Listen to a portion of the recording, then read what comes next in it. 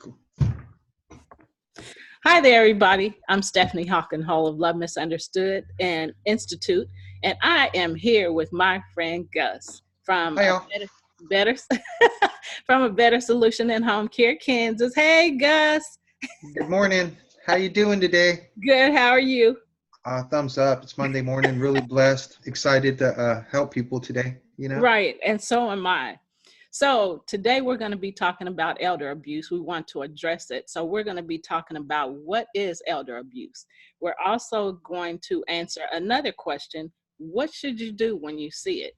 So elder abuse is a few different things. It can be physical, it can be sexual, it can be neglect, exploitation, emotional, abandonment, or self-neglect. So That financial too. Don't forget that financial. yes.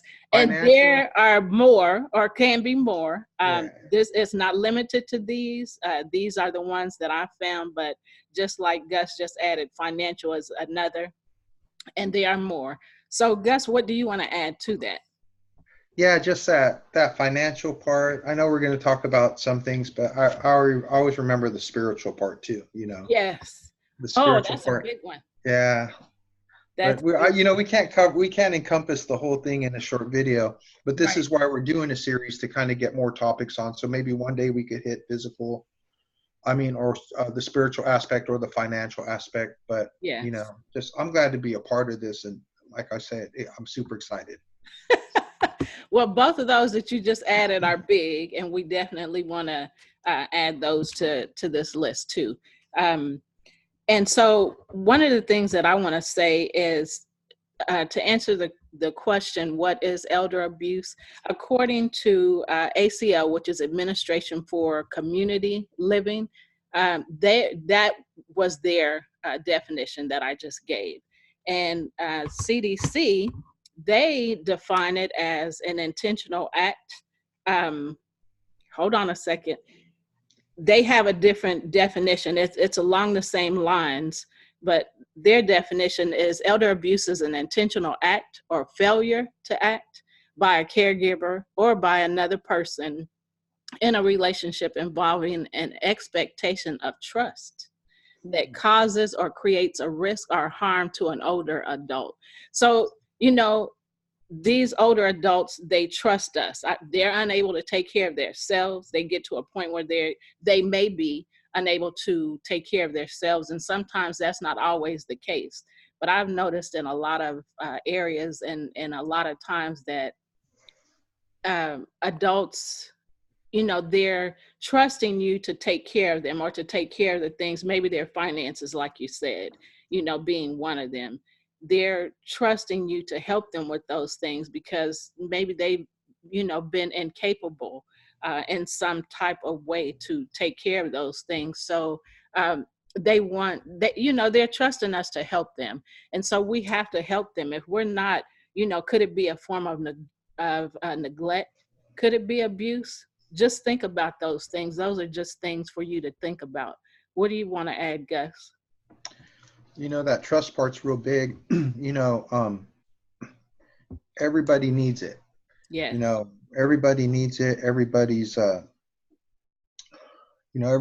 to need it. I need it with people around me. Am I going to need it a lot in the future? I believe so, especially as I get older. And these are these are relationships that you build and work on your whole life, whether they're with your kids, Yes. family members, or even your care provider. And you're building trust along the way. So when it comes time to really be needed, you're going to have to lean on them. And Right.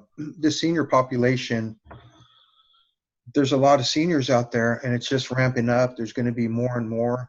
The better we are equipped at noticing stuff like this, it's better for everybody. So it's about I what I got on that. I Yeah. totally agree with that. And we have to think about our trust too. When we're trusting people to take care of us and to help us or to just guide us or whatever trust we have in somebody, we're expecting them to take care of, to take good care of, us so that we're able to trust them more.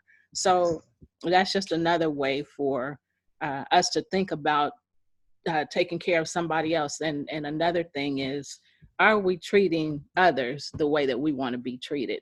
That's a big thing. And if we're not, then that means that we need to be changing some things. That means that we need to be addressing some things and looking at them from a different perspective.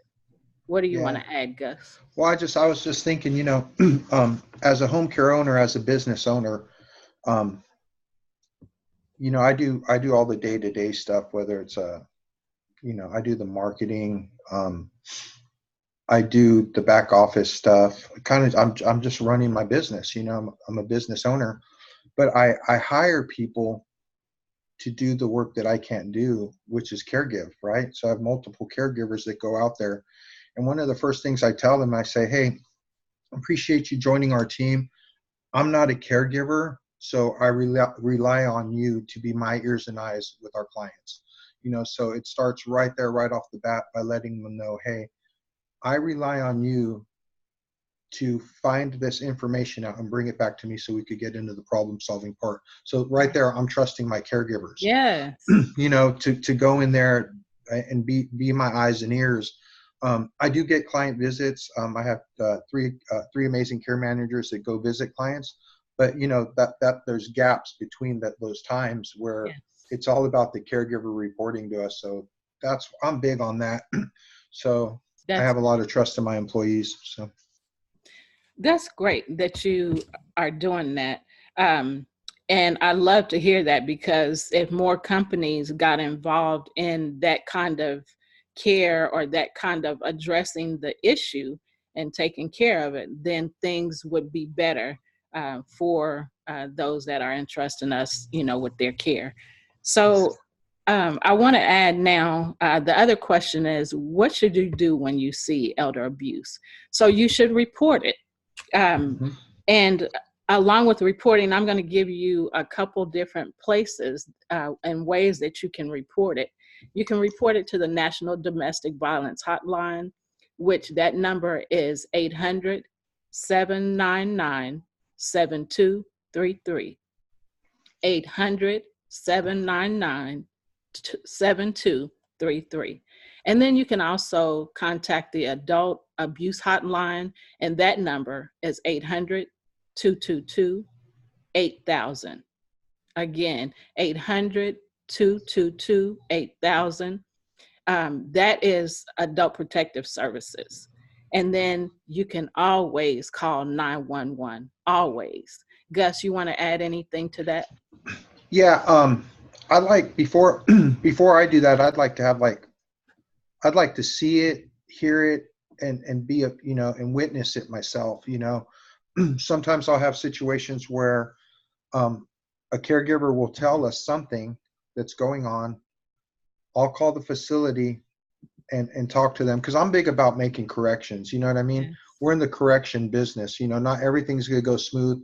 Our expectations, our clients' expectations could be different, but yes, the thing is to get them corrected so we could gel together and have longevity to put them in a situation for them to be successful. So I want to make sure that, I got firsthand what's going on with the situation. And if it's something that's minor, to be able to make corrections on it so that they could go ahead and thrive in the environment of their choice, and not, sometimes bringing it up or doing something about it immediately might cause more harm. So if that's the case, it's up to me to define that and see what I could do to make corrections. So that's it, but if it's something blatant, pick up the call, let's make it. It could be discreet. I don't even think you need to leave your name, when doing that. And that's real important. So you could feel free to make the call. But I want to make sure before I make a call that I'm 100% sure what's going on. It's not someone just retaliating over someone else or something like that. That stuff just goes on. And that's big, what you just said. It's always important to investigate, to make sure that what you're being told is that you're given the accurate information. Don't just believe everything that you hear, because everybody's not honest. So you want to make sure that the things that you're hearing is correct. You want to find out, you want to get into that, you want to delve into that information. So Gus, because if you put yourself in, let's say the senior shoes, and it's not the correct information and it's investigated, that might cause them more harm Yeah. than the actual abuse. So we just got to be spot on that, make sure we know what's going on. So. Right. I agree. Well, this is our time for today. We have addressed two questions. We have told you what elder abuse is, and we have told you what to do when you see it, how to respond to it. We've given you some tips, and we will be back with more tips. This is a series for us. We want to continue to educate about senior abuse and about senior bullying. So join us next time for the next show of what elder abuse is and the different types of elder abuse. We'll get a little more into that. So thanks, Gus, for your time. Thanks for joining me today. Thanks for having me. I appreciate it. I love and it. I appreciate a better home and better home care and solutions. Say it for me, because I just a better solution in home care.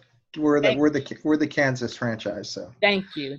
And I'm excited about what you are doing. And I really appreciate the fact that you are doing what you're doing with your employees to help get to the root of the elder abuse issue and senior bullying. Yeah. So I'll talk to you next time. Go ahead. Thank you. Not just to say, people trust us too. People trust us. So we got to meet their expectations and be trustworthy. That's the only way I'm going to grow as a business. And my goal is to help a lot of people. I want to help a lot of people. Yeah. So in order for me to do that, there has to be that trust factor, and I got to do what's right. So yes. I appreciate you for having me. Thank you, Gus. Have a good day. Talk to you soon. Bye, everybody. Bye-bye.